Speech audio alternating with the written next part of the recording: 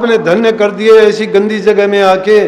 हमने तो पूरी जिंदगी ऐसे कर्म किए हैं कि किसी तरह भी माफ करने वाले नहीं थे। और संतों की तो महिमा है कि जिसको दर्शन मिल जाए उनका जन्म सुधर जाता है। संतों को तो कहते हैं कि संत चरण गंगा की धारा, जहाँ टिके वहाँ हो निस्तारा। आप सभी को राधा स्वामी। जो आज का सत्संग का विषय है उसमें महाराज जी ने बताया कि अगर हम अपना मन, अपना जीवन गुरु को सौंप देते हैं तो हमारे जीवन में क्या क्या प्रभाव पड़ता है और हमारा जीवन कल्याण किस तरह होता है। और साथ ही महाराज जी ने काफ़ी ऐसी बातें बताई है जिन्हें हम अपने जीवन में अपनाते हैं तो हमारा जीवन बहुत ही सार्थक बन जाएगा और हमारे घर में सुख शांति और खुशहाली का माहौल बन जाएगा। तो कृपया आप सत्संग में आखिर तक बने रहिए और पुण्य के भागीदार बने। राधा स्वामी। और ये दुनियादारी की रीत है तो उनमें होड़ लगी हुई कि वो उससे अच्छा दिखाने की कोशिश करते, बनने की कोशिश नहीं करते। बनने और दिखाने में है। जो अच्छा बनने की कोशिश करे तो वो त्याग करे, तप करे, गुरु की कसौटी पर खरा उतरे, गुरु की आज्ञा, गुरु के वचन की पालना करे, वो बनता है, करता है। लेकिन जो दिखाने की कोशिश करता है वो बनता नहीं है। वो बाहरी रूप से तो दिखाने का प्रयास करता है लेकिन अंदर से उसकी भावना वो नहीं होती। जब इंसान की अंदर से भावना नहीं होती है, बाहर दिखावा उसका कभी न कभी उजागर हो जाता है वो। लेकिन जो सच्चा होता है, गुरु का शिष्य होता है, तो गुरु उसको पहचान लेता है। तो निजामुद्दीन औलिया ने भी एक दिन समय पाकर क्या किया कि एक दिन अपने शिष्यों से कहने लगे कि चलो भाई हम घूम के आते हैं। शिष्यों को लेके बाजार में गए। बाजार में गए, दुनियादारों की रीत है, वो जब देखते हैं खुद, चाहे वो कैसा भी काम करते हैं, कोई बुरा नहीं है, चाहे वो कितना भी बुरा हो, लेकिन उसके बारे में नहीं सोचते मैं क्या करता हूं। लेकिन कोई महापुरुष अगर कुछ करता हुआ भी दिखाई देगा तो भी उस पर 1000 उंगलियां उठेगी। दुनियादारी के लोग थे, उन्होंने देखा कि आज तो पीर साहब बाजारों में घूमते हैं। बाजार में भी जब घूमते घूमते 7 शिष्य भी हैं, वो ऐसी गली में लेके गए जो गली अच्छी नहीं थी, वैश्याओं की गली थी। वहां देखा तो सब के सब कहने लगे कि आज तो पीर साहब की भी मन की वृत्तियां फिरी हुई हैं कि देखो आज इनकी पीरी खुल जाएगी कि ये इनकी दिखावे मात्र की भक्ति है, जो दिल से पीर नहीं है, दिखावे के बाहर से पीर हैं। लेकिन क्या किया उन्होंने, तो जो काम करना था। कोई जीव अनुरागी जो होता है वो ऐसे खेल में अपने आप को खरा उतारता है। ये गुरु की कसौटी है, गुरु देख लेता है शिष्य को, खरे खोटे की परख करता है। तो वहां जाके क्या किया कि जब देखा उसके शिष्य भी हैरान से हो गए, एक वैश्य के कोठे के ऊपर जाके और कहने लगे तुम यहाँ रुको और मैं थोड़ी देर में आता हूँ। जब वो ऊपर गया तो उनमें से काफी शिष्य उनके छोड़ के चले गए कि ये गुरु की क्या हालत है, गुरु है कोई, ये तो वैश्य के कोठे पर आके चला गया, हमको कहता है यहाँ ठहरो। हम तो वो तो बाहर से ही आते चले गए, कुछ रह गए उनमें से जो दावा ठोकते थे कि पीर साहब के बाद में हम भी पीर बनेंगे। वो बनने वाले नहीं थे, वो दिखावे वाले थे। इसलिए बनना चाहिए इंसान को, दिखावा नहीं करना चाहिए। क्या किया, पीर साहब ने वैश्या से कहा बेटी आज की रात तू दूसरे कमरे में सो जाना, मुझे तेरा एक कमरा चाहिए। वो कहने लगी, हाथ जोड़ के कहने लगी, इंसान के अंदर का इंसान कभी जागता है। पापी इंसान का अंदर से जब उसकी विवेक जागता है तो उसको कहता है कि हाँ मैंने जुल्म किया है। जब उसने वैश्या ने देखा, कहने लगी पीर साहब हमारे इतने भाग कहाँ, हमने सारी जिंदगी खोटे मंदे कर्म किए, आपने धन्य कर दिए ऐसी गंदी जगह में आके। हमने तो पूरी जिंदगी ऐसे कर्म किए हैं कि किसी तरह भी माफ करने वाले नहीं थे। और संतों की तो महिमा है कि जिसको दर्शन मिल जाए उनका जन्म सुधर जाता है। संतों को तो कहते हैं कि संत चरण गंगा की धारा, जहाँ टिके वहाँ हो निस्तारा। कि संत चरण तो गंगा की तरह से पवित्र हैं। जिस प्रकार से लोग गंगा में स्नान करके अपने सभी पापों को निपटारा कर देते हैं, इसी प्रकार से आपके तो चरण मात्र टिकने से सब कुछ पवित्र हो जाता है। मैं तो आपके दर्शन पाके धन्य हो गई, ये गंदी जगह आपके पावन चरण यहाँ टिकने से पवित्र हो गए। आप कहीं भी रहो, ये सब कुछ आपका है। और उसके मन में ये हुई कि आइंदा के लिए मैं ये कर्म नहीं करूँगा। उसने पीर साहब को दूसरा बिस्तर दिया और बिस्तर देने के बाद में कहने लगी आप यहाँ आराम से रुको। उन्होंने क्या कहा, उन्होंने एक कहने के लगे आपके नौकर को बुलाओ। जब वो नौकर बुलाया गया, नौकर से कहने लगे एक थाली में खाना लेके आओ और एक बोतल में लाल शरबत डाल के लेके आना। खाना तो बेशक ढक के ले आना, लेकिन बोतल को खुला हाथ में जरूर लेके आना। वो गया, उसका नौकर एक होटल से खाना लिया और एक हाथ में शरबत की बोतल लेके जब ऊपर चढ़ने लगा, थोड़े बहुत वहाँ शिष्य थे, उन्होंने सोचा कि ये लो, आज तो पीर साहब खाना भी ये खाएंगे और शराब की बोतल है शराब भी पिएंगे, ये क्या पीर है, ऐसे गुरु की हमें जरूरत नहीं है। और सब वहां से छोड़ के चले गए। एक निजामुद्दीन औलिया वो वहीं पे बैठा रहा। वो बना था निजामुद्दीन औलिया, जिसने अपना सब कुछ उनके लिए न्यौछावर कर दिया था, अपनी धन दौलत घर बार सब कुछ त्याग दिया था, जिसने अपने सर्वस्व मान लिया था। जैसे परमार्थ में कि कहावत है, कहावत नहीं कहते भी हैं कि गुरु को जब धारण कर लिया, गुरु को गुरु मान लिया, तो अपना तन मन धन सब कुछ गुरु के अर्पण है। अपना कोई चीज रह ही नहीं जाती, जो गुरु कहेगा वही हमने करना है। लेकिन जिन्होंने अपना जीवन कामयाब किया है, इस रास्ते पर अनेकों ऐसे उदाहरण आपको मिलेंगे कि जो गुरु के हो गए, उन्होंने कभी उनमें नुक्ताचीनी नहीं की। ये गुरु की कसौटी है, गुरु परीक्षा लेता है। अगर शिष्य उसमें कामयाब हो जाता है तो धन्य हो जाता है, एक पल में निहाल कर देते हैं। कबीर साहब ने कही है कि बात बड़ी है अटपटी और झटपट लखे न खोए, जो मन की खटपट मिटे तो चटपट दर्शन हुए। दर्शन करने में कोई मुश्किल नहीं है। कोई कहता है कि महाराज जी मुझे वो अंदर वाले नूरी दर्शन करवाओ। नूरी दर्शन करने के लिए आप उसके काबिल बन जाओ, एक पल में करवाऊंगा। उसके काबिल बन के दिखा दो, एक पल की भी अगर देरी हो जाए मेरे पास आना। लेकिन खुद उसके लिए आप तैयार नहीं होते हो।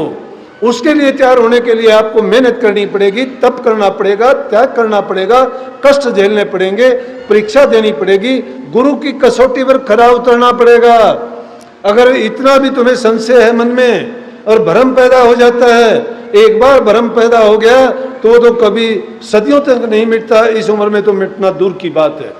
लेकिन ये तो इस कलयुग में संतों ने कितनी दया इस जीव पे करके बताई है कि इस युग में तो जो जीव सच्चे दिल से सिर्फ बुराइयों को छोड़ के और परमात्मा के नाम को अगर सुमरण मात्र भी कर लेगा तो भी जीव का कल्याण हो जाएगा। लेकिन हम तो इतना करने के लिए भी तैयार नहीं हैं। हम तो उसके लिए भी यही चाहते हैं कि हे महाराज कृपा करना, आप ही कर देना मेरा तो। भाई गुरु कैसे कर देगा? गुरु ने जो करना था, गुरु ने आपको वो दौलत सौंप दी है। दौलत तुम हाथ में लिए फिरते हो और कहते हो कि मेरे पास फलां चीज नहीं है, मैं उस चीज को कैसे लूं, उसको मैं कैसे खरीदूं। अगर तुम्हारे पास वो हुंडी है जिसको कहीं भी कैश करा सकते हो, उस नाम को लेके कंधे छोरा और नगर टेंडोरा, तुम्हारे पास दौलत है। भिखा साहब कहते हैं भिखन भूखा को नहीं, सब कह पल्ले लाल, गांठ खोल पर क्या नहीं इसविद भय कंगाल। वो दौलत आप सबके पास है, लेकिन गांठ खोल के नहीं देखते हो।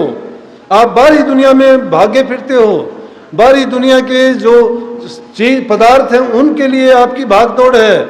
उस वस्तु के लिए जिस दिन तुम्हारी भाग दौड़ होगी, आपको किसी से मांगने की, किसी से कहने की या किसी के मोहताज बनने की जरूरत नहीं रहेगी।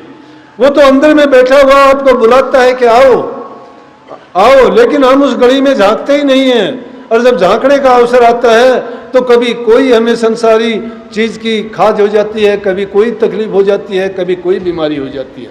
उनके बहाने ढूंढते हैं और उस रास्ते से भटक जाते हैं, छोड़ देते हैं उसको, आलस करते हैं, प्रमाद आ जाता है, नींद आ जाती है। अच्छे भोजन के लिए हम या दूसरी चीजों के लिए अपने मन के कहे में जो वो चाहता है वैसा करते रहते हैं। कभी भोजन अच्छा लगा, कहीं घूमना अच्छा लगा, तो कहीं आपको आराम पसंद आया, तो कभी कोई बहाना। और ये बहाने लगा लगा के हमने इस कीमती वक्त को जो एक एक पर लाख लाख लाल की है वो गंवा दी। सुन ले अनजान तेरा होत मूल नुकसान, छोड़ निज ज्ञान कहाँ फिक्र करे माल की। बड़े बड़े छत्रधारी तेजवंत रूप भारी, गए छोड़ छोड़ हाथी घोड़े रथ पाल की। 4 दिन का जीवना विचार देख लाभान, होएगा हैरान जब हाथ पड़े काल की। वृथा बिताओ ना अटल अमोल सांस, एक एक पल जात लाख लाख लाल की। एक एक पल की कीमत लाख लाख लाल के बराबर है। क्या हम कभी सोचते हैं कि मेरे जीवन की क्या कीमत है? क्या कभी सोचते हैं हम कितने कीमती समय को गुजार रहे हैं? ये उन लोगों से पूछ के देखो कि जिन्होंने ये वक्त गुजार के और अंत समय में शिकायत जब उनकी जबान पर आई और उन्होंने कहा कि जो काम करना था, जिस वक्त हमें कोई बताने वाला था, चेताने वाला था, उनकी बातों को हमने नहीं समझा, हम नहीं माने। अगर उन बातों को मानते तो ये कष्ट नहीं झेलना पड़ता। अरे हमें तो रोग हो जाता है तो भी गुरु के पास, पैर में दर्द है ठीक करो, सर में दर्द है ठीक करो, पेट में दर्द है ठीक करो, नौकरी नहीं मिलती दिलाओ। अरे ये चीजें तुम्हारे अपने कर्म की हैं। पढ़ोगे, शर्म करोगे, मेहनत करोगे, तुम्हें मिल जाएंगी वो चीजें, मुश्किल नहीं है। उसके लिए भी तुम दूसरे की तरफ क्यों ताकते हो? आदमी कर्म करो, मेहनत करके दिखाओ। जो चीज तुम करना चाहते हो, इंसान में वो ताकत है जो किसी जीव में नहीं है। और फिर भी ये इंसान अपने आप को भेड़ का बच्चा माने हुए जीवन बर्बाद करता जाता है। क्या किया पीर साहब ने? उस बोतल को तो रख लिया, खाना खाना नहीं था। वो कहने लगी जी भोग लगाओ, कहने लगा बेटी खाना मुझे नहीं खाना, ना मुझे शरबत पीना, मेरा जो काम था वो मेरा काम हो चुका होगा। जब नीचे जाके देखा तो अकेले निजामुद्दीन औलिया बैठे हुए थे वहां। कहने लगे निजामुद्दीन और सब कहाँ गए? बोला जी और तो सब चले गए। बोला आप क्यों नहीं गए? कि मुझे कोई ठिकाना है ही नहीं। इसीलिए तो रामदास के साथ भी हुई थी। अमरदास जी ने 70 बार चबूतरे बनवाए थे गुरु की कसौटी। कहने लगे चूतरा बनाओ, सब के सब बनाने लगे। कहने लगे तोड़ दो इसको। तोड़ने के बाद बोले दूसरा बनाओ, दूसरा बनाया, बोले इसको भी तोड़ो, अच्छा नहीं है। सब के सब छोड़ के चले गए। 5 बार में, कोई 10 बार में, कोई 20 बार में, 70 बार तो बहुत हो जाता है। कोई नहीं रहा, अकेले रामदास रहे वहां पे। रामदास से कहने लगे दूसरे कि गुरु की बुद्धि खराब होगी, बुढ़ापा आ गया, अब उनमें समझ नहीं है, बनवाते हैं तोड़वाते हैं। उनको क्या मेहनत थोड़ी करनी पड़ती है? उनको क्या पता कि कितना इसमें शर्म करना पड़ता है? वो तो हमें पता है, हमने इतनी बार बना दिया, लेकिन गुरु की अब बुद्धि ठिकाने पे नहीं है। रामदास जी कहने लगे सोच समझ के बात करो। अगर गुरु की बुद्धि खराब हो जाएगी तो पूरी सृष्टि का विनाश हो जाएगा। तुम सोचते नहीं हो गुरु की बुद्धि नहीं, बुद्धि तुम्हारी खराब हुई है। कहने लगे रामदास, अमरदास जी कहने लगे रामदास जी सब कहाँ गए? बोले जी सब चले गए। बोले आप क्यों नहीं गए? क्या काम है ये चबूतरे का तोड़ना और बनाना? बोले कि मुझे इस चीज से मतलब नहीं है तोड़ना है कि बनाना है, मुझे तो जो गुरु का हुक्म मिला उसको पूरा करना है। गुरु बनाने की कहता है बना देता हूँ, गुरु तोड़ने की कहता है तोड़ देता हूँ। मुझे गुरु की आज्ञा में रहना है। गुरु मेरे से जो काम लेना चाहता है ये नहीं लेगा, दूसरा लेगा। मुझे सेवा चाहिए, सेवा करूंगा, और वो भी अपनी मर्जी की नहीं है। गुरु इसमें खुश है तो गुरु राजी तो करता, राजी काल कर्म की चले नबाजी। मेरा काम है गुरु को प्रसन्न करना। अगर गुरु प्रसन्न हो जाता है, गुरु की मेहर एक पल में मुझे धन्य कर देगी, सब कुछ बख्शिश कर देगी। इसलिए मुझे औरों को खुश करने की जरूरत नहीं है, और औरों को खुश करके मुझे मिलेगा क्या? लेकिन गुरु जब खुश होंगे तो एक पल में निहाल कर देंगे। मेरे जन्म जन्म के सब बंधनों से मुक्त कर दिया मुझे। मैं धन्य हो गया कि प्यार की दृष्टि गुरु की पड़ी।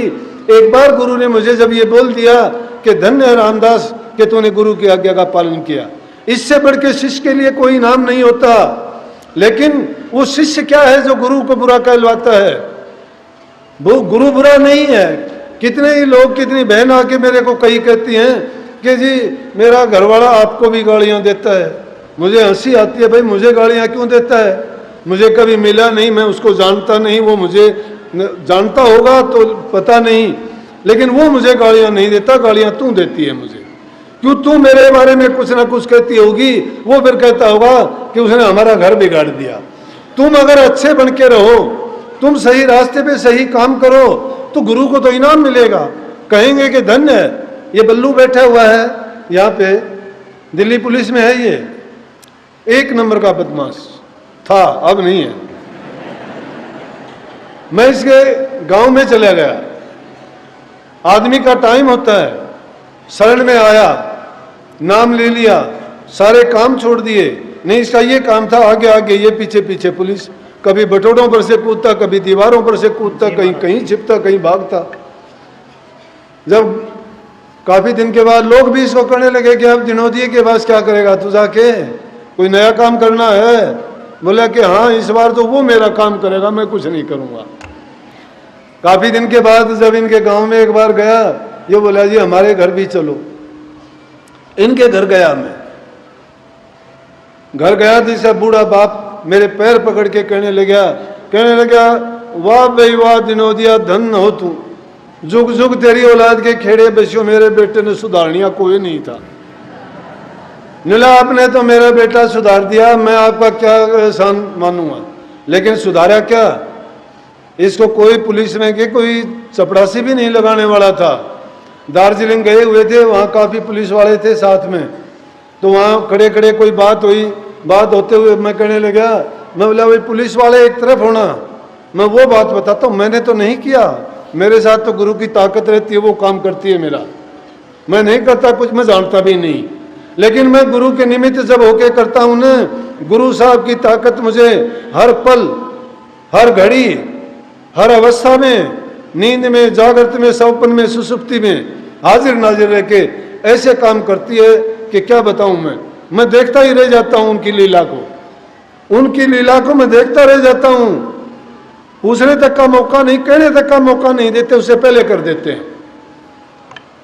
तो लेकिन ये बताता हूं कि जो इंसान सच्चा होकर आएगा उसका सब कुछ हो जाए। इतिहास बने हुए हैं, किताबों में लिखी गई वो ऐसी ही बातें हैं। तो वहां खड़े हुए थे, मैं कहने लगा भाई ये पुलिस वाले एक तरफ हो जाओ। अब वो पुलिस में भी नहीं, वो यूं ही खड़ा। मैं बोला तू भी इस तरफ हो जा, तू भी पुलिस में है। बोला मैं तो पुलिस में हूं नहीं महाराज ने कैसे कह दिया। वो 1-1.5 साल के बाद पुलिस में लग गया, अब दिल्ली पुलिस में है। अब वो कहता है ना, बोला जी आप तो खुदा हो, आपने बिना लागे ही कह दिया था पहले कि तू पुलिस में, आज मैं पुलिस में हूं। भाई गुरु जो चाहे तो क्या से क्या नहीं कर दे। गुरु में वो ताकत है, अरण्य से चंदन कर दे, सीख से सतीर बना दे, वो तो निर्धन को गद्दी दिलवा दे, बांझों के पुत्र जमा दे, जहां कहीं घास नहीं होता हो वह मोती पैदा कर दे। लेकिन करवाने वाले में ताकत होनी चाहिए, गुरु की कसौटी पर टिकने वाला होना चाहिए। गुरु ने जो भी उस कोई बात बोली है उस बात पर इतबार करके देखना, तुम अपने मन के अंदर उस बात को टिका लेना कि गुरु ने मुझे ये बात कही थी। अगर उस बात का तुम्हें फल नहीं मिले तो फिर मुझे आके कहना कि आप मिथ्या बात कहते हो। मैं ये बात अपने मन की तो कहता नहीं हूं कभी भी, ना मुझे ये बातें आती हैं। जो बातें मैं आपको बताता हूं ये सीधी गुरु महाराज की तरफ से मुझे जो प्रेरणा मिलती है, जो वो मेरी जबान से बुलवाते हैं, मैं भी उन बातों से हैरान हूं और वो बात सत्य होती है। सत्संग को पूरा सुनने के लिए आपका बहुत बहुत धन्यवाद। हम आशा करते हैं आपने सत्संग को बड़ा ही ध्यान से सुना होगा। कृपया सत्संग में बताए गए इन प्रवचनों को अपने जीवन में अवश्य उतारिए, ताकि आपका जीवन और आपका घर खुशहाल हो सके। और अगर आपको हमारा ये प्रवचन अच्छे लगे तो कमेंट में राधा स्वामी अवश्य लिखिए। राधा स्वामी।